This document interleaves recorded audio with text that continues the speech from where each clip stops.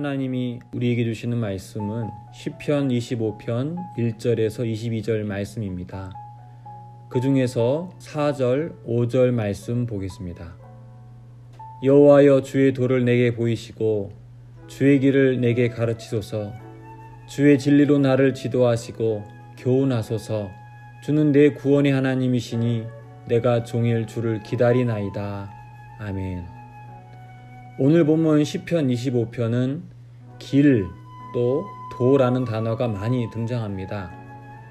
금방 읽은 4절 말씀도 보시면 여호와여, 주의 도를 내게 보이시고 주의 길을 내게 가르치소서. 여기서 도라는 단어는 영어 성경으로 보면 way입니다. 즉 길을 의미합니다. 8절, 9절, 10절도 보시면 여호와는 선하시고 정직하시니 그러므로 그의 도로 죄인들을 교훈하시리로다.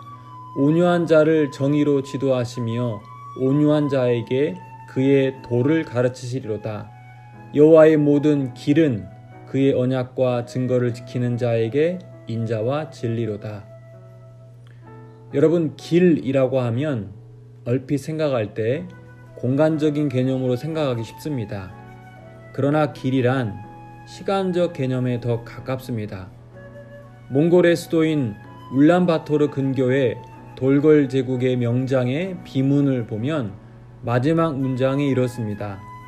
성을 쌓고 사는 자는 반드시 망할 것이며 끊임없이 이동하는 자만이 영원히 살아남을 것이다. 성을 쌓는 것이란 편안하고 안정적인 공간에 머무는 것입니다. 그러나 이동하는 자는 끊임없이 새로운 길을 찾아 나서는 사람입니다. 당장의 안락한 삶에 안주하지 않고 새로운 세계에 진취적으로 도전을 하는 사람들입니다. 오늘 본문에서 시인을 둘러싼 환경은 매우 부정적이었습니다. 원수의 핍박 속에 수치를 당할 위험에 처해 있었고, 또 그를 둘러싼 원수들의 위협 속에 마음이 외롭고 괴로운 상황이었습니다. 때로 우리 역시 이런 감정을 느낄 때가 있습니다. 최근 한 조사를 보니 한국인의 91%가 현재 고민거리를 가지고 있다고 합니다.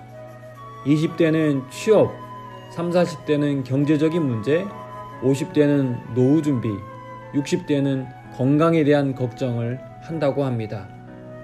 또한 계속해서 이어지는 코로나는 우리를 절망과 우울의 깊은 수렁으로 몰고 가는 듯 합니다. 때로는 세상에서 내가 가장 불쌍한 사람인 것 같고 절망적인 사람인 것 같은 생각이 들기도 합니다. 부정적인 생각에서 탈피하고 싶지만 우리도 모르게 절망의 공간에 성을 쌓고 새로운 길로 나가지 못하고 있습니다.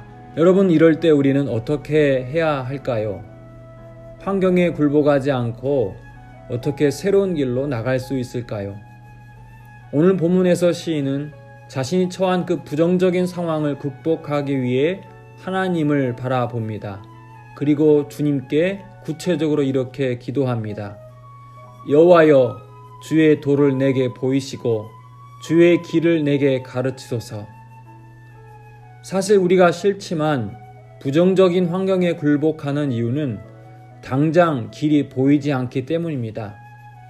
아무리 둘러보아도 사방이 막힌 것 같고 도저히 새로운 길이 보이지 않기 때문이죠.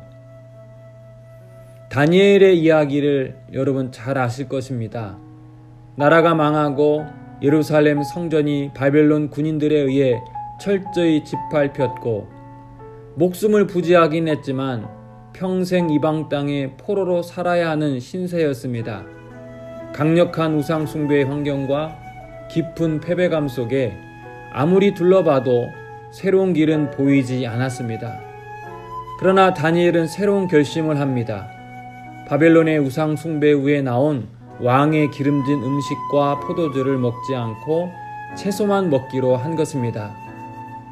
어쩌면 그가 정한 뜻은 그리 대단한 것도 아니었고 어쩌면 어리석은 결정일 수도 있었습니다. 그러나 다니엘의 이런 결심은 새로운 길을 만드는 출발이었습니다. 많은 이들이 바벨론이라는 풍요와 번영의 공간에 머물렀지만 그는 남들이 가지 않은 좁은 길을 가기로 결단한 것입니다. 환경에 굴복하여 적당히 살다가 죽는 인생이 아니라 하나님을 신뢰하며 하나님의 다스림의 시간에 자신을 맡긴 것입니다. 길이 보이지 않을 때 다니엘은 하나님께 기도함으로 새로운 길을 만들어냈습니다. 위태롭지만 때로는 자신의 생명을 던져야 할 위험한 길이었지만 하나님이 기뻐하는 길이면 환경에 굴복하지 않고 새로운 환경을 만들어내는 생명의 길에 자신을 맡긴 것입니다. 예수님도 산상수훈에 좁은 문으로 들어가라, 멸망으로 인도하는 문은 크고 그 길이 넓어 그리로 들어가는 자가 많고 생명으로 인도하는 문은 좁고 길이 협착하여 찾는 자가 적음이라 말씀하였습니다. 오늘 시편의 시인도 고난과 위기의 순간에 주님께 도와달라고 간구하지만 동시에 계속해서 주님의 도, 주님의 길, 주님의 진리로 자신을 가르치고 교훈해달라고 기도합니다. 여러분, 우리에게 이러한 자세가 필요합니다. 무작정 하나님 내가 처한 상황을 바꿔주십시오 라고 기도할 것이 아니라 주님 저에게 새로운 길을 보여주옵소서, 힘들고 고단해도 주님의 뜻에 순종하며 그 길을 걷겠습니다. 여러분, 이렇게 기도하는 것이 필요합니다. 신앙인이 하나님의 길을 걷는다는 것은 자신을 둘러싼 환경을 떠나는 일입니다. 익숙한 환경, 정체된 환경, 많은 사람들이 인정하며 인생은 원래 그런 거야 라고 하면서 살아가는 그 일상에서 남들이 걷지 않는 새로운 길을 찾아 떠나는 것입니다. 아브라함이 그랬고 야곱, 요셉이 그러했습니다. 하나님께 소망을 두는 삶이란 공간이 아닌 시간 속에 우리를 맡기는 것입니다. 지금 당장 우리를 둘러싼 부정적인 환경이 나아지지 않더라도 실망할 필요 없습니다. 우리는 지금 길에 서 있기 때문입니다. 변하지 않는 것이 아니라 하나님의 때가 아직 이르지 않았을 뿐입니다. 바라기는 오늘 시인의 간구처럼 모든 것이 꽉 막히고 도무지 길이 보이지 않을 때 우리의 영혼을 들어 주를 바라보십시오. 주님의 길을 보여달라고, 주님의 뜻이 무엇인지 가르쳐달라고 기도하십시오. 그리고 순종하십시오. 성경의 수많은 믿음의 선조들처럼 익숙하고 정체된 환경을 박차고 하나님의 시간 속에 들어가시기를 바랍니다. 성을 쌓지 않고 길을 내는 하나님의 자녀 되기를 주님의 이름으로 권면드립니다. 아멘. 하나님 아버지, 우리는 때로 좋은 환경에, 익숙한 환경에 쉽게 젖어듭니다.